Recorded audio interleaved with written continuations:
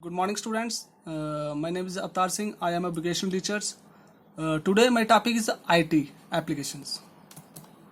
IT application होती क्या है? जहां जहां आईटी का प्रयोग होता है उस फील्ड को आईटी एप्लीकेशन बोला जाता है. जैसे IT application is in technology developed Nations information technology has become part of everyday life. जैसे कि हम जो भी डेवलप्ड नेशन है उनका जो एवरीडे लाइफ में काम होता है. जैसे मान लो कि सुबह की बैठती भी रोबोट लेके आता है. जैसे अमेरिका हो गया, जापान हो गया, चाइना हो गया, वो डेवलप्ड नेशन में आते हैं. तो उनका हर दिनचर्या का काम कहाँ से स्टार्ट होता है? आईटी का यूज तो होता ही होता है. For a user of computer as a tool provide that design the information whenever needers. वो कंप्यूटर का रोज तो हम यूज कर ही रहे हैं. हम भी इंडिया में भी अभी आईटी का अच्छा खासा यूज हो रहा है. तो use of computer and information technology can be observe at home, work place, modern service industry in all sector of life.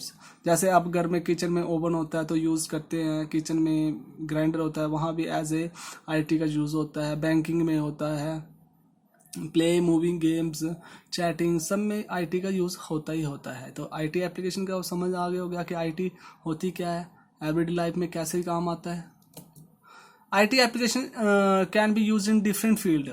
ऐसे एक फील्ड आ गया एवरीडे लाइफ हो गया, वर्क प्लेस हो गया जहाँ काम किया जाता है, एजुकेशन सिस्टम में, कम्युनिकेशन में, इकोनॉमिक्स में, साइंस एंड इंजीनियरिंग में, बैंकिंग में, इंश्योरेंस सेक्टर में, मार्केटिंग में, हेल्थ केयर में, गवर्नमेंट एंड पब्लिक सर्विस में, ट्रैवलिंग में, बिजनेस में एंड डिजिटल कंटेंट में, वेदर फोरकास्ट में एक्स्ट्रा. और ये सभी अभी फील्ड हम वन बाय वन इनके बारे में डिटेल से अभी जानेंगे. एवरीडे लाइफ में जैसे अभी मैंने आपको बताया कि एवरीडे लाइफ में कहाँ यूज़ होता है. किचन में, ओवन के रूप में, फ्रिज में, आजकल सब एम्बेडेड मशीन होती हैं, कंप्यूटर चिप लगी होती है, ऑटोमेटिक टाइमर लगे होते हैं.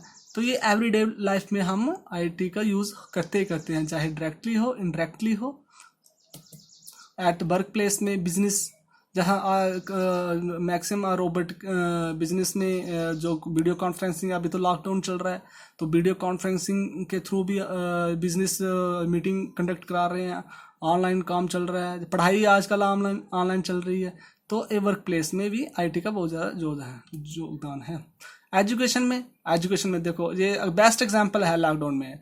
अभी सेल फोन है तो इसमें इंटरनेट है, मोबाइल है, लैपटॉप का यूज़ कर रहे हैं, पावर पॉइंट प्रेजेंटेशन से आपको पीपीटी बना के भेज रहे हैं.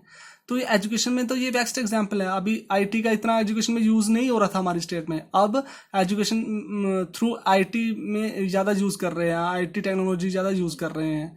ठीक है. IT technology extensively use to education for teaching, learning and assessment. The software and hardware technology use to creation and transmission of information and various form of including still pictures, audio, video and animation to the learners. देखो figure के through ITC classroom, जैसे digital classroom होते हैं, एक बड़ी सी screen होती है white, वहाँ से स्मार्ट बोर्ड लगे होते हैं.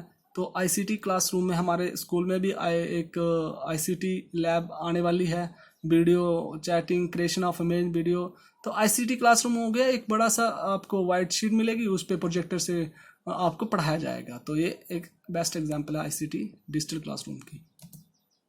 कम्युनिकेशन में चैटिंग हो गया, वॉइस कॉलिंग हो गया, वीडियो कॉलिंग हो गया. तो चैटिंग में भी यूज ऑफ कम्युनिकेशन आईटी का बहुत बड़ा योगदान है. विदाउट आईटी ये तो पॉसिबल ही नहीं है कम्युनिकेशन. यूज ई कॉमर्स हो गया इलेक्ट्रॉनिक मेल. ई कॉमर्स आप समझते हो कि जो नेट के थ्रू, मतलब कि आपने जो पार्सल मंगवाते हो, video electronic shopping, electronic banking, ये ई कॉमर्स में आते हैं.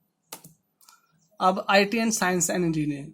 साइंस में अब बड़े बड़े प्रैक्टिकल हैं, लैब हैं, वहाँ तो कंप्यूटर यूज़ होता ही होता है. इंजीनियरिंग में कंप्यूटर में प्रोजेक्ट बनाते हैं.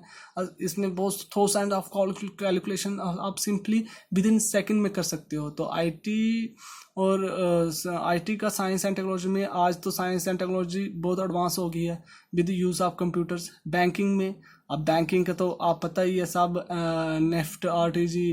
अब कोई पार्सल मंगवाते हैं तो आप पेमेंट करते हैं थ्रू नेट होना चाहिए. और बैंकिंग, ई बैंकिंग होती है, वहाँ से आप पैसे ट्रांसफ़र करते हो. पेमेंट है, अब जैसे जितने भी टोल प्लाजा हैं तो फास्ट टैग लगाओ. तो ये सब ई बैंकिंग है. ई बैंकिंग मतलब कि इलेक्ट्रॉनिकली बैंकिंग यूज़ हो रहा है आजकल. आईटी इंश्योरेंस सेक्टर में आईटी का यूज़ ये है कि आप कि कब ड्यू हो रहा है, कब हमें किस्त देनी है, कब कितना आपको मिलना है, इन सब सेक्टर को मिला के सिर्फ आईटी अब आसानी से इसको यूज़ कर सकते हैं। इन मार्केटिंग सिंपली वे कि तो अपनी मार्केट को ग्लोबल में कैसे लगाना है, ग्लोबली कैसे उसको एडवर्टाइजमेंट करना है। तो सिंपली फेसबुक में जब कोई भी चीज़ खोलते हो आप तो एडवर्टाइजमेंट कर सकते हो थ्रू नेट, फेसबुक, व्हाट्सएप, अपनी मार्केटिंग कर सकते हो। मार्केटिंग का मतलब होता है एडवर्टाइजमेंट देना, कि अपनी चीज़ की बढ़ावा देना, ठीक है, घर घर तक पहुंचाना। हेल्थ केयर में आज तो मॉडर्न साइंस में हेल्थ केयर, एक्सरे हो गया, सीटी स्कैन हो गया, एमआरआई हो गया, तो इसमें तो आईटी का बहुत बड़ा योगदान है, जो पहले तो इतना था नहीं। अब साइंस एंड टेक्नोलॉजी में बहुत सारा इसका योगदान हो गया है आईटी का। जैसे एक्सरे तो सबने कभी ना कभी तो करवाया ही होगा। मुझे उम्मीद है कि किसी को जरूरत ना पड़े, पर फिर भी कहीं ना कहीं कभी कभी लाइफ में करवाते ही हो। तो ये देखते हैं ना आजकल कंप्यूटराइज एक्सरे आ रहा है। Business, government and public sector, ये तो सबको पता है, सभी स्कूलों में और सभी कॉलेजों में, गवर्नमेंट सेक्टर हो, प्राइवेट सेक्टर हो, वहाँ तो कंप्यूटर का यूज़ होता ही होता है। ट्रैवलिंग में किसी ने ऑनलाइन बुक अपनी ट्रैवल करानी हो, बुकिंग, ई टिकट, एयर की टिकट, जैसे रेलवे की हमारे रेलवे की साइट है, इंडियन रेलवे की साइट है, तो वहाँ से टिकट आप करवा सकते हो अपनी ई बुक। तो ये तो बड़ा काउंटर पे कौन जाएगा, मान लो कि कोई दूर दराज क्षेत्र में है तो अपनी टिकट बुक कराने के लिए पहले वो रेलवे स्टेशन जाएगा।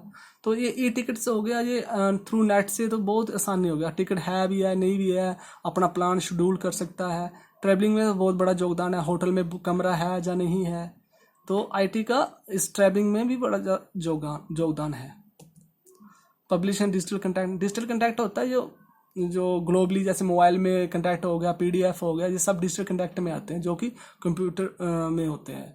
तो ये डिजिटल कंटेंट के मतलब आज बुक्स नहीं है ऑनलाइन, अभी कोई बुक्स लेने नहीं जा रहा है, तो कोई भी बुक्स आप डाउनलोड कर सकते हो, उसकी पीडीएफ फॉर्म कर सकते हो, तो ये डिजिटल कंटेंट में आते हैं। सर्च में स्पेस सर्च में बहुत बड़ा योगदान है। सुपर कंप्यूटर यूज़ करते हैं, एस्ट्रोनॉट जाते हैं, वो मैक्सिमम काम वहाँ स्पेस में कंप्यूटर ही करते हैं। 2-3 जाते हैं एस्ट्रोनॉट, तो बाकी तो कंप्यूटर की विद हेल्प ऑफ जितनी भी कैलकुलेशन होती है सुपर कंप्यूटर से ही की जाती है। तो स्पेस और टेक्नोलॉजी में तो आईटी का बहुत बड़ा योगदान है।